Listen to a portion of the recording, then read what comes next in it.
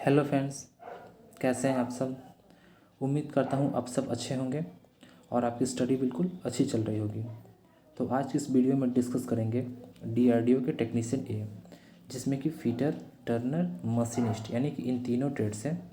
जो previous year जो exam हुआ था उनमें कैसे कैसे क्वेश्चंस पूछे गए थे, उन सभी क्वेश्चंस को इसी वीडियो में डिस्कस करेंगे। तो ये प्रैक्टिस सेट 72 रहने वाला है और इसके पहले मैंने 71 प्रैक्टिस सेट दे रखा है।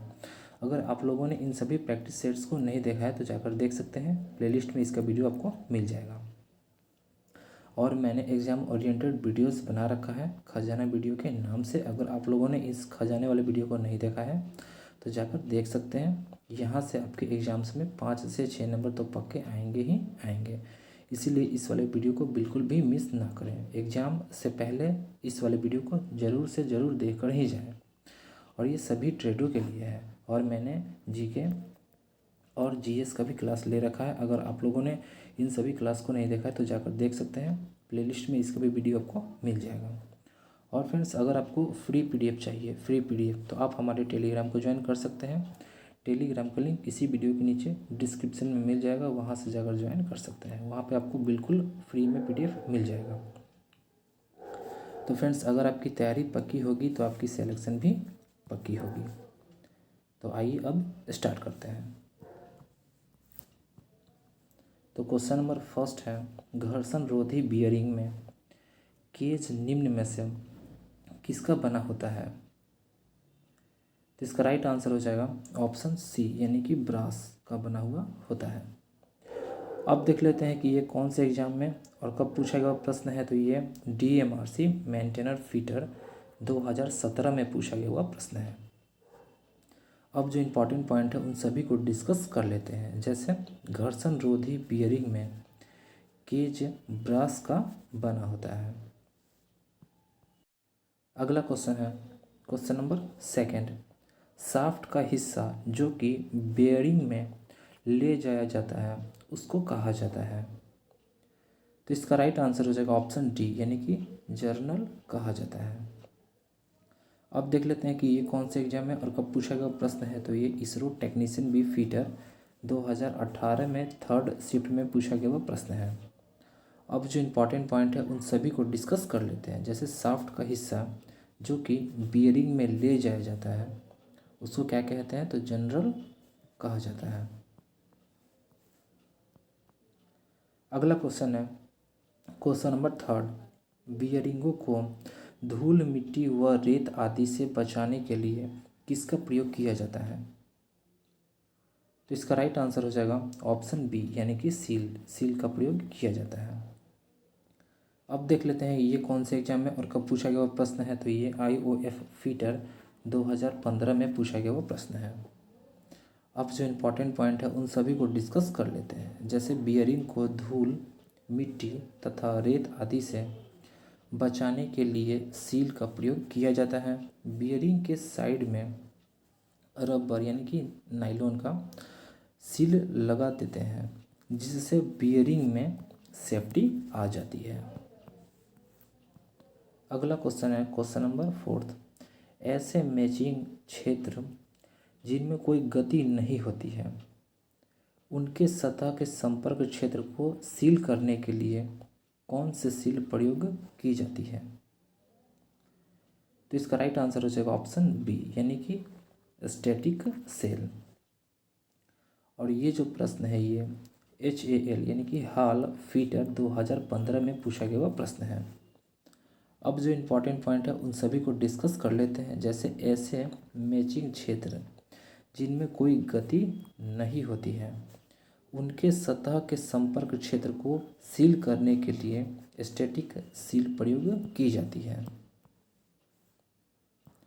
अगला क्वेश्चन है क्वेश्चन नंबर 5, सॉलिड बुश प्रायः बनाए जाते हैं।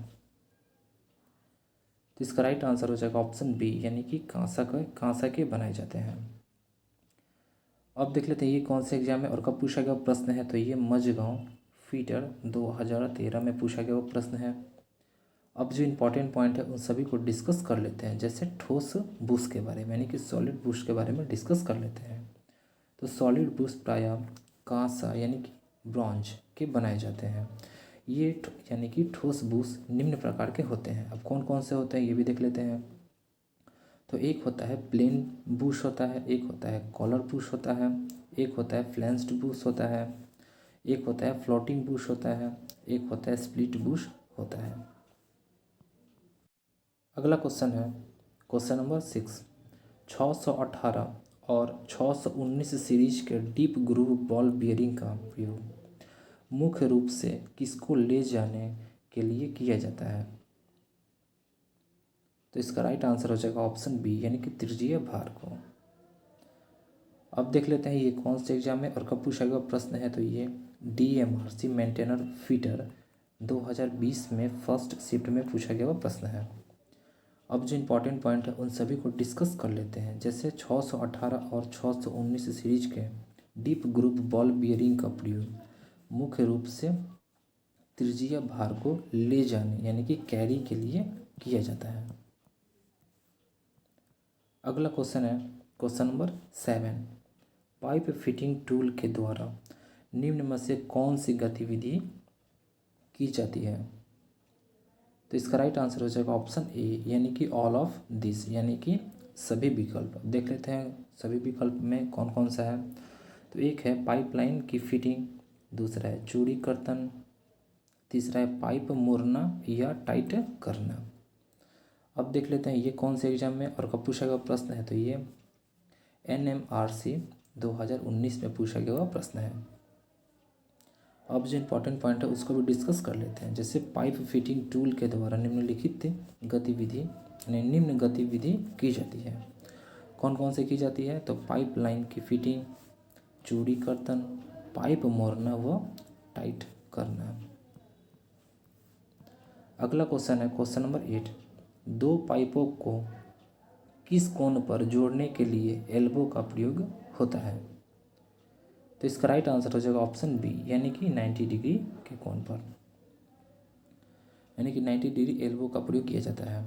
अब देख लेते हैं ये कौन कौन से एग्जाम में और कब कब पूछा गया प्रश्न है। तो ये UPRB UNL TG second fitter 2016 में पूछा गया प्रश्न है और UPRB UNL फीटर 2015 में भी पूछा गया प्रश्न है। यानी कि ये रिपीट हुआ क्वेश्चन है। ऐसे भी हो सकता है कि आपके एग्जाम में भी ये रिपीट हो जाए, इसीलिए बहुत ही ज़्यादा इंपॉर्टेंट क्वेश्चन है आपके एग्जाम के पॉइंट ऑफ व्यू से। अब जो इम्पोर्टेंट पॉइंट है उन सभी को डिस्कस कर लेते हैं। जैसे पाइप लाइन निकाय में पाइप की दिशा हमेशा सीधी ना होकर किसी कोण पर भी हो सकती है, अतः 90 डिग्री पर दो पाइपों को जोड़ने के लिए एल्बो का प्रयोग करते हैं, जिससे तरल आसानी से 90 डिग्री पर प्रवाहित हो रहा है यानी कि होता है। अगला क्वेश्चन है क्वेश्चन नंबर 9। निम्नलिखित में से कौन से विधि का प्रयोग आमतौर पर GI पाइपों पर चूड़ी काटने के लिए किया जाता है? तो इसका राइट आंसर हो जाएगा ऑप्शन बी यानी कि डाई स्टॉक। और ये जो प्रश्न है ये इसरो टेक्नीशियन बी फीटर 2018 में थर्ड शिफ्ट में पूछा गया हुआ प्रश्न है। अब जो इम्पोर्टेंट पॉइंट है उन सभी को डिस्कस कर लेते हैं। जैसे डाई स्टॉक विधि का प्रयोग आमतौर पर GI पाइपों पर चूड़ी काटने के लिए किया जाता है। GI पाइप में रॉट आयरन के कम व्यास के पाइपों पर जस्ते की कोटिंग करके उन्हें संक्षारण से बचाया जाता है। अगला क्वेश्चन है क्वेश्चन नंबर 10। पाइपों को विभाजित करने के लिए विशिष्ट किसका उपयोग किया जाता है? तो इसका राइट आंसर हो जाएगा ऑप्शन डी यानी कि टी का। अब जो इम्पोर्टेंट पॉइंट है उसको डिस्कस कर लेते हैं। जैसे टी जोड़ का उपयोग पाइपों को विभाजित करने के लिए किया जाता है। इसमें 3 सिरे होते हैं तथा प्रत्येक सिरे पर अंदर की ओर चूड़ियाँ कटी होती है। अगला क्वेश्चन है क्वेश्चन नंबर 11। लेथ पर हाफ सेंटर का प्रयोग किया जाता है। तो इसका राइट आंसर हो जाएगा ऑप्शन डी यानी कि वर्कपीस के फेस को सेंटर तक फेस करने के लिए किया जाता है। अब देख लेते हैं ये कौन से एग्जाम में और कब पूछा गया प्रश्न है। तो ये IOF फीटर 2016 में पूछा गया हुआ प्रश्न है। अब जो इम्पोर्टेंट पॉइंट है उन सभी को डिस्कस कर लेते हैं। जैसे लेथ पर हाफ सेंटर का प्रयोग वर्कपीस के फेस को सेंटर तक फेस करने के लिए किया जाता है। लेथ पर हाफ सेंटर की नोक का कुछ भाग चपटा कर दिया जाता है। इसका प्रयोग किसी जॉब की फेसिंग बिना सेंटर हटाए जाने में होता है। अगला क्वेश्चन है क्वेश्चन नंबर 12। स्लीव टेपर काटने के लिए निम्न में से किस विधि का प्रयोग किया जाता है? तो इसका राइट आंसर हो जाएगा ऑप्शन डी, यानी कि कंपाउंड रेस्ट का प्रयोग किया जाता है। अब देख लेते हैं ये कौन से एग्जाम में और कब पूछा गया प्रश्न है। तो ये सेल दुर्गापुर स्टील प्लांट 2014 में पूछा गया प्रश्न है। अब जो इम्पोर्टेंट पॉइंट है उसको भी डिस्कस कर लेते हैं। जैसे स्लीव टेपर काटने के लिए कंपाउंड रेस्ट विधि का प्रयोग किया जाता है। अगला क्वेश्चन है क्वेश्चन नंबर 13। खराद यानी कि लेथ मशीन का स्थिर केंद्र किस पदार्थ से बना होता है? तो इसका राइट आंसर हो जाएगा ऑप्शन ए, यानी कि उच्च कार्बन इस्पात का बना होता है।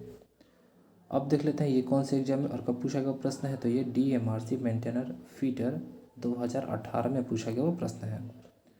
अब जो इम्पोर्टेंट पॉइंट है उन सभी को डिस्कस कर लेते हैं। जैसे लेथ मशीन का स्थिर केंद्र उच्च कार्बन इस्पात का बनाया जाता है। लेथ मशीन का बेड जो होता है वो कास्ट आयरन का बना होता है। और ये बहुत ही ज़्यादा इम्पोर्टेंट पॉइंट है, इसी तो आप अच्छे से याद कर लें, ये बहुत बार पूछा गया हुआ क्वेश्चन है। अगला क्वेश्चन है क्वेश्चन नंबर 14। प्रायः फेरस धातुओं में जंग लगता है, यह धातुओं का कौन सा गुण है? तो इसका राइट आंसर हो जाएगा ऑप्शन बी, यानी कि रासायनिक गुण है। अब देख लेते हैं ये कौन से एग्जाम में और कब पूछा गया प्रश्न है। तो ये कोल इंडिया फीटर 2013 में पूछा गया प्रश्न है। अब जो इम्पोर्टेंट पॉइंट है उन सभी को डिस्कस कर लेते हैं। जैसे लोहे यानी कि फेरस के साथ जब हवा और पानी का संपर्क होता है तो एक रासायनिक क्रिया होती है जिससे लोहे के ऊपर मिट्टी जैसी परत जम जाती है, जिसे क्या कहते हैं? तो जिसे जंग कहते हैं। अगला क्वेश्चन है क्वेश्चन नंबर 15। रॉट आयरन का गलनांक कितना होता है? तो इसका राइट आंसर हो जाएगा ऑप्शन सी, यानी 1535 डिग्री सेंटीग्रेड होता है। अब देख लेते हैं ये कौन से एग्जाम में और कब पूछा गया वो प्रश्न है। तो ये मझगांव फीटर 2013 में पूछा गया वो प्रश्न है। फ्रेंड्स, मैंने गलनांक पे वीडियो बना रखा है खजाना वीडियो के नाम से। इस पर मटेरियल दिया गया है वो, और उसका गलनांक जो पॉइंट है यानी गलनांक जो बिंदु है कितना डिग्री सेंटीग्रेड है वो भी दिया गया है। अगर आप लोगों ने इस खजाने वाले वीडियो को नहीं देखा है तो जाकर देख सकते हैं, वहाँ से आपको बिल्कुल क्लियर हो जाएगा। अब जो इम्पोर्टेंट पॉइंट है उन सभी को डिस्कस कर लेते हैं। जैसे रॉट आयरन का गलनांक 1535 डिग्री से 1600 डिग्री सेंटीग्रेड तक होता है। इसमें कार्बन की जो मात्रा होती है वो 0.12 से 0.15% तक होती है। यह सबसे शुद्ध लोहा होता है। अगला क्वेश्चन है क्वेश्चन नंबर 16। निम्नलिखित में से कौन सा लोहे का शुद्ध रूप के निकट है? तो इसका राइट आंसर हो जाएगा ऑप्शन बी, यानी कि रॉट आयरन जो होता है वो सबसे लोहा के शुद्ध रूप के निकट है। और ये जो प्रश्न है ये IOF फीटर 2013 में पूछा गया प्रश्न है। अब जो इम्पोर्टेंट पॉइंट है उन सभी को डिस्कस कर लेते हैं। जैसे पिटवा लोहा सबसे शुद्ध लोहा है। इसमें कार्बन की जो मात्रा होती है वो न्यूनतम होती है, और अगर कार्बन की मात्रा ज़्यादा हो जाए तो वो भंगुर हो जाएगा और सबसे ज़्यादा कठोर हो जाएगा। अगला क्वेश्चन है क्वेश्चन नंबर 17। अपघर्षक यानी कि स्क्रैपर बनाने के लिए प्रयोग किया जाने वाला पदार्थ क्या है? तो इसका राइट आंसर हो जाएगा ऑप्शन डी, यानी कि गढ़ा हुआ इस्पात यानी कि फोर्स्ड स्टील। अब देख लेते हैं ये कौन से एग्जाम में और कब पूछा गया प्रश्न है। तो ये DMRC मेंटेनर फीटर 2018 में पूछा गया प्रश्न है। अब जो इम्पोर्टेंट पॉइंट है उन सभी को डिस्कस कर लेते हैं। जैसे अपघर्षक यानी कि स्क्रैपर बनाने के लिए फोर्स्ड स्टील का प्रयोग किया जाता है। स्क्रैपर द्वारा फाइल या मशीन के द्वारा तैयार सतह को खुरच कर समतल बनाया जाता है। अगला क्वेश्चन है क्वेश्चन नंबर 18। इस्पात एक मिश्र धातु है जो निम्नलिखित में से किन धातुओं से बनी होती है। तो इसका राइट आंसर हो जाएगा ऑप्शन बी, यानी कि लोहा और कार्बन से बनी होती है। अब देख लेते हैं कि ये कौन से एग्जाम में और कब पूछा गया प्रश्न है। तो ये DMRC मेंटेनर फीटर 2018 में पूछा गया हुआ प्रश्न है। अब जो इम्पोर्टेंट पॉइंट है इसी से रिलेटेड उन सभी को डिस्कस कर लेते हैं। जैसे इस्पात एक मिश्र धातु है जो लोहा और कार्बन से मिलकर बनी होती है। इसमें मुख्य तत्व कार्बन ही होता है। इस्पात में कार्बन की मात्रा जितनी अधिक होगी उतना कठोर, यानी कि कार्बन की मात्रा अगर इस्पात में बढ़ा दिया जाए तो उतना ही ज़्यादा कठोर हो जाएगा, वह चिमड़ होगा। इसमें कार्बन की जो प्रतिशत होती है वो 0.15% से 1.5% तक होती है, यानी कि 0.15% से 1.5% तक होती है। अगला क्वेश्चन है क्वेश्चन नंबर 19। रेसेज और बॉल्स किससे बने होते हैं।